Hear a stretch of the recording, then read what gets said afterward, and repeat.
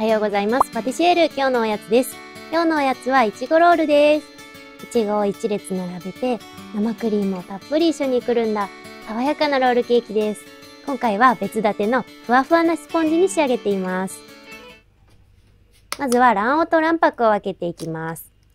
別立ての生地っていうのが、卵黄と卵白を別々に泡立てて合わせる生地のことになります。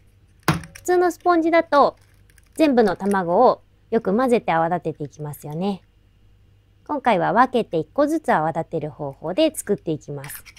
こちらだと結構軽い仕上がりになります。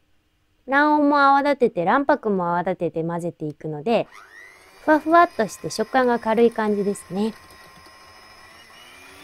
卵黄と卵白が分けられたら卵黄をよく混ぜていきます。砂糖を加えたらすぐに混ぜないとダマになってしまうことがあるので注意してください。飛び散った部分もダマになりやすいので、もし不安な方は泡立て器でよく混ぜたりしてからハンドミキサーで泡立てていきましょう。ふわふわっと白くなっていけば OK です。ここで白くなるまで泡立てることで後でふわっとした生地に仕上がります。しっかりここの状態を覚えておいてください。できたら卵白を泡立てていきます。で、卵白に卵黄が少しでも入ると泡立たなくなってしまうので、しっかりハンドミキサーの羽を洗うことですね。あとは卵黄が入らないように、油分も入らないように十分注意をしてください。卵白を少しほぐしたら、砂糖は3、4回に分けて加えていきます。こちらも砂糖が結構少ないレシピになっているので、ある程度最初の方に入れてしまっても大丈夫です。ふわふわと泡立ってきたら、ハンドミキサーをしっかり全体に動かしながら混ぜていくような感じですね。泡立っていない部分があると卵白がザラザラになってしまうので、必ず手は止めずに全体をよく混ぜていくようにしながら泡立てていきましょう。角が立つ綺麗なツヤがあるメレンゲに仕上げていきます。卵白が泡立ってからは手早く作業をしていきましょう。メレンゲはすぐにザラザラになってしまうので、ここで待たせてはいけないです。ご機嫌を損ねないうちにどんどん混ぜていくような感じですね。ちょっと待っただけでこんな感じでザラザラになってしまっています。一度ハンドミキサーを外したら泡立て器で全体の状態を混ぜていって均一に整えていきましょう。泡立っていない部分と泡立っている部分があったりとか、あとはザラザラしている部分をしっかりとつなげるようなイメージですね。手でよく混ぜてこのようにツヤがある状態にしたら、すかさず卵黄を入れていきます。待たせないことですね。卵黄と卵白が混ざってくれると、卵白がザラザラになるのを卵黄が食い止めてくれます。手早く合わせていきましょう。混ぜすぎは注意していただきたいんですけど、下からささっとすくい上げて5回くらい混ぜるような感じですね。もうちょこっとだけで大丈夫です。で、ムラになっててもいいので、卵白の大きなダマがないような状態にしてあげてください。まだムラがある状態ですね。これでも全然大丈夫です。この後粉を入れてよく混ぜていきます。粉は一気に加えてしまって大丈夫です。優しく下からすくい上げるようにテンポよく混ぜていきます。右手ですくい上げるように左手でボールを回してっていう感じですね。この別立てっていう方のスポンジの作り方の方が少し難易度が高いです。もし初めて作る方は、こちらの友立てっていう方のスポンジの作り方でロールケーキをやってみてください。友立ての生地の方がしっとりしたような感じですね。で、全卵を泡立てていくので、少し失敗しにくくなっています。で、ツヤが出る状態まで混ぜていきます。少し流動性が出るぐらいまで混ぜて OK です。ここが一番スポンジの大事なポイントですね。そこに温めたバターと牛乳を混ぜていきます。この時に40度から50度ぐらいにしておきたいので、直前にレンジにかけると熱々になりすぎてしまいます。なので卵白を泡立てる前ぐらいか、あとは粉を合わせる前とかでもいいですね。そこら辺でレンジにかけるか、湯煎にかけて溶かしておくようにしましょう。熱々すぎても冷たすぎても泡が死んでしまうので注意が必要です。40度から50度ぐらいになるようにして一部の生地を混ぜて、このように流していきます。で、これは全体に散らばれば OK っていう感じですね。ここで混ぜすぎてしまうと、さっきまで丁寧に混ぜたのが台無しになってしまうので注意してください。ふわふわした状態で、かつ少し流れるような感じですね。ツヤがあるのが美味しい生地になります。型紙を敷いた型に流していきます。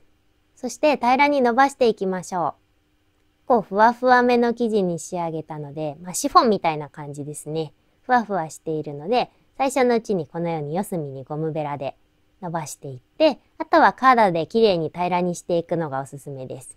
カードを左から右に動かしていって、鉄板をぐるぐる回していくような感じですね。できるだけ手数を少なくしていきましょう。何度も何度もカードで上を撫でてしまうと生地が死んでしまいます。左から右へっていうのを繰り返しながら鉄板を回していくような感じですね。で、力を入れないっていうのもポイントになります。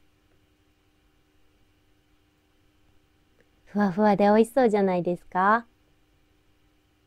綺麗に仕上がっていますね。綺麗に生地が入れられたら、周りにちょっとはみ出している部分があると思うので、ここは指で払っておきましょう。そこの部分は焦げてしまうので、先に取っておきます。そして焼き上げていきましょう。焼けた状態がこんな感じです。しっかりと弾力があって焼き色がついています。ちょっとだけ焼きすぎましたね。均一に焼き色がついていれば OK です。ちょっと奥側が火が入りすぎた感じになりました。焼き上がったらすぐに側面の紙を剥がして縮むのを防ぐようにしていきます。反り上がってしまうので必ず熱いうちに剥がしてグリルなどの網の上に乗せて冷ましておきます。で、冷めたらラップをして乾燥しないようにしておきましょう。しっとりときめが細かくて美味しそうな生地に仕上がりました。で、紙の上にひっくり返して乗せて、今回は焼き色を中に入れていきましょう。で、下に滑り止めとして汁パッドや布などを敷いておくとおすすめです。で、生クリームはこのようにちょっと固めに泡立てていきます。今回は 36% の生クリームを使いました。8分立て、9分立てぐらいですね。しっかりと固めに生クリームを泡立てることで、後でデローンとクリームが出てしまうのを防ぐことができます。生クリームを泡立てるときは必ず氷水に当てて泡立てていきます。カードで生クリームを均一に伸ばして、いちごを並べていきましょう。生クリームがザラザラになってしまわないうちに手早くやるのがおすすめですね。いちごはヘタを切って、このようにキチキチに並べていくような感じですね。手前の部分は少し残していくと巻きやすいです。一列に並べて上から押さえて、いちごが動かないようにしていきます。この赤と白のコントラストがとてもいいですよね。可愛く見えます。で、手前の部分ですね、いちごを芯にして巻きつけていきましょう。生クリームがもっと多いのが好きだよっていう方はたくさん入れていただいても OK です。今回は上に残りの生クリームを絞るので、中のクリームは少なめにしました。いちごを芯にして丁寧に巻いていくような感じですね。いちごがある分、普通のロールケーキより巻きやすいと思います。一番最後まで巻き上がったら、綿棒を使ってギューッと締めて、生クリームがスカスカの部分がないようにしていきます。で、紙をそのままくっつけていって、乾燥しないようにした状態で冷蔵庫で冷やしていきます。1日冷やしておくとしっとりしますし、最低でも2時間ぐらい冷蔵庫で冷やしておくのがおすすめです。冷蔵庫に持っていくときに折れないように気をつけてください。閉じ目を必ず下にしておきましょう。冷やして仕上がるとこんな感じですね。断面のいちごがとっても可愛いですね。いちごが大きく見える部分でカットしてあげると可愛く見えます。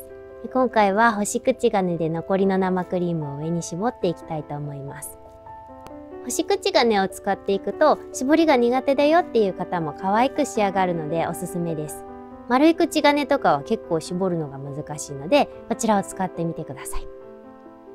最後までご覧いただきありがとうございました。いちごのケーキをたくさんアップしているので他の動画もぜひ見ていただきたいと思います。いちごロールもとってもふわふわして美味しいのでおすすめです。